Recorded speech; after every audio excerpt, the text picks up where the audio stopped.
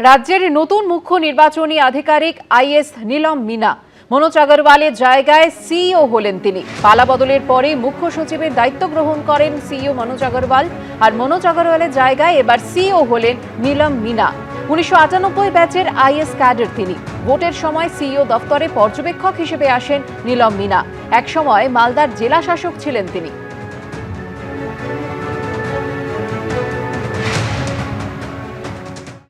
হাওড়ার শিবপুরে ধৃত তৃণমূল নেতা শামীম আহমেদকে হাতে হাতকড়া পরিয়ে ঘোরালো পুলিশ।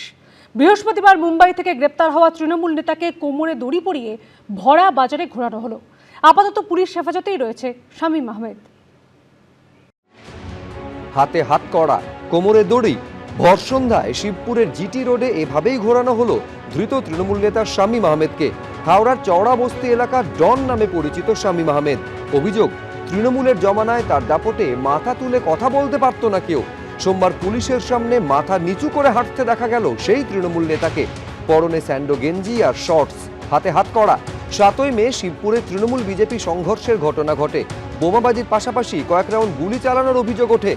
পরিকল্পিতভাবে হামলার অভিযোগ ওঠে তৃণমূল নেতা শামীম আহমেদ ও তার দলবলের বিরুদ্ধে।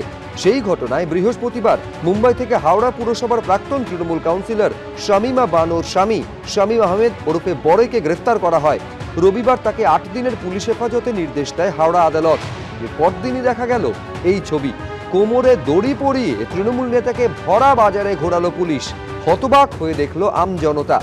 শামীম আহমেদের স্ত্রী শামীমা বানো হাওড়ার শিবপুরের 36 নম্বর ওয়ার্ডের প্রাক্তন তৃণমূল কাউন্সিলর।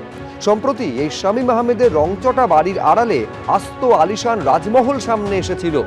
এই ছবি দেখে চোখ কপালে উঠেছিল রাজ্যবাসীর। বাড়িতে ঢুকে দেখা যায় 3 তলার ফ্ল্যাটে মেঝের একটা অংশ কাটা। সেখান থেকে সিঁড়ি নেমে গেছে দোতলায়। আর সেই দোতলাতেই একের পর এক গোপন কুঠুরি। এবার সেই তৃণমূল নেতা বড়ে ওরফে শামীমকে হাতকড়া পরিয়ে বাজারে ঘোরালো পুলিশ। সুনীল হালদার, এবিপি আনন্দ।